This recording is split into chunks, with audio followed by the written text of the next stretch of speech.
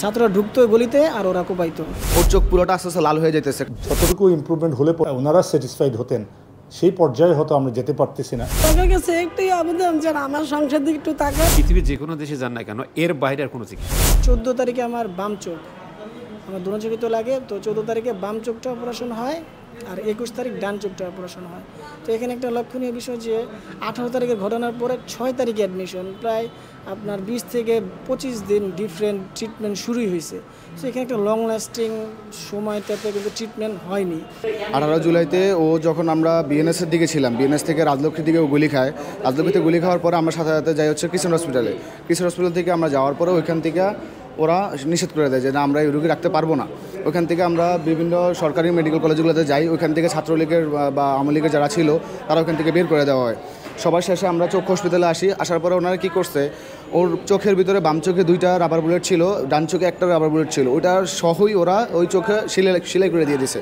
এবং ওরা সম্পূর্ণ ট্রিটমেন্টটা বলছে যে আমরা আপনাদেরকে ভর্তি নিতে পারবোই না।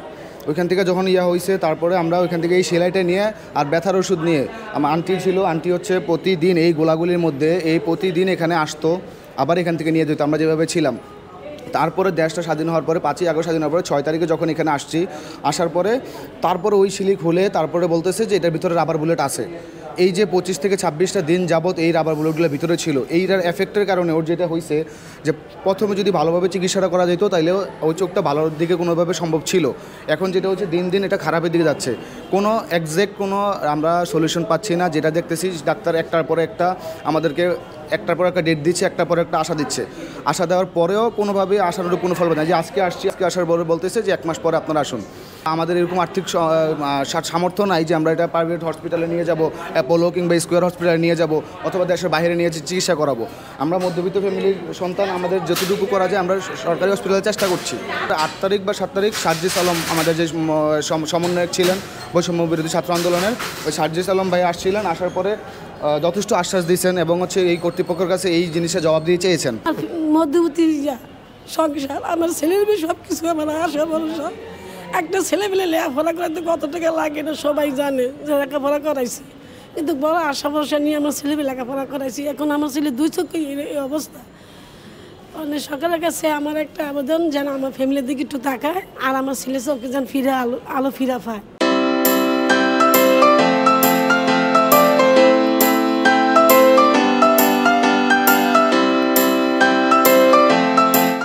রাজুক যে বাস স্ট্যান্ড আছে ওইখানে 1.5 প্লাটুনের মতন পুলিশ ছিল।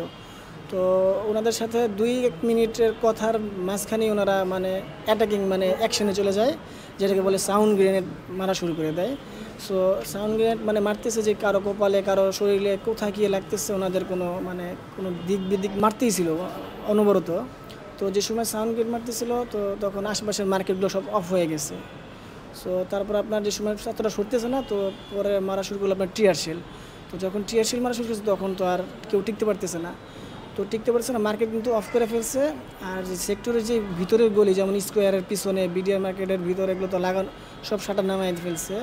সো আপনার স্কোয়ারের যে ভিতরের গলিগুলা ওইখানে আপনার মানে আওয়ামী লীগের যে বলে সরকার দলীয় লোকেরা মানে দেশীয় অস্ত্র নিয়ে দাঁড়াইছিল।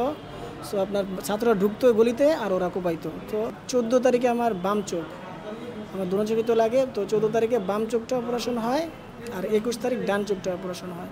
তো এখানে একটা লক্ষণীয় বিষয় যে 18 তারিখের ঘটনার পরে 6 তারিখে অ্যাডমিশন, প্রায় আপনার 20 থেকে 25 দিন ডিফারেন্ট ট্রিটমেন্ট শুরুই হয়েছে। তো এখানে একটা লং লাস্টিং সময়টাতে কিন্তু ট্রিটমেন্ট হয়নি। জাস্ট সে আসার পরে আমরা সঙ্গে সঙ্গে তাকে ভর্তি করে দিই এবং প্রাথমিক যে চিকিৎসা করা, তাদের চোখে ইঞ্জুরি হয়েছিল বুলেট দ্বারা, ওই জায়গাটা একটা ওপেন হয়ে যায়। চোখটা ওপেন হওয়ার কারণে ইনফেকশন হওয়ার চান্স থাকে, যার কারণে আমরা প্রাথমিক আমরা অপারেশন থিয়েটারে নিয়ে গিয়ে অল এসেপ্টিং প্রিকশন নিয়ে তার আমরা অপারেশন করে দিই, উন্ডগুলো ক্লোজ করে দিই যাতে টু প্রিভেন্ট ইনফেকশন, যাতে ইনফেকশন না হয়। এরপরে সেকেন্ড ধাপে সে আবার 16 তারিখে আসে, গত অগাস্ট মাসের। আসার পর তাকে আমরা ভর্তি করে দিই।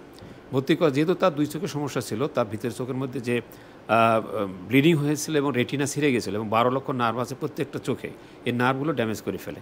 এর জন্য আমরা রেটিনা, আজ আমি একজন রেটিনা সহযোগী অধ্যাপক, আমার ইউনিটে ভর্তি ছিল সে এবং এখনও আছে। আমরা 1 সপ্তাহ ডিফারেন্সে 2 চোখে তার অস্ত্রোপচার করি, অর্থাৎ চোখের মধ্যে যে ব্লাডগুলো ছিল ওই ব্লাডগুলো পরিষ্কার করে দিয়েছি। রেটিনা ছিঁড়ে গেছিলো, রেটিনা জোড়া রেখে দিয়েছি এবং 1 চোখে তার ইন্টারকোলার ফরেন পিলেট ছিল, সেটাকে বের করে দিয়েছি, আর 1 চোখে ছিল না।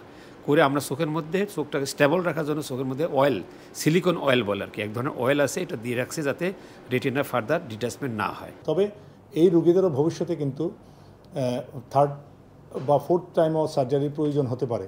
উদাহরণস্বরূপ আমি বলি, অনেকের কর্নিয়া ক্ষতিগ্রস্ত হয়েছে। কর্নিয়া ট্রান্সপ্লান্ট আপনারা জানেন, মানুষ মারা গেলে যারা কর্নিয়া দান করে তাদের ক্ষেত্রে কর্নিয়াটা নিয়ে, ডোনারের কাছে কর্নিয়া নিয়ে এটা ট্রান্সপ্লান্টের সুযোগ রয়েছে এবং কর্নিয়া পাওয়া সাপেক্ষে এই অপারেশনটা করার সম্ভাবনা আছে।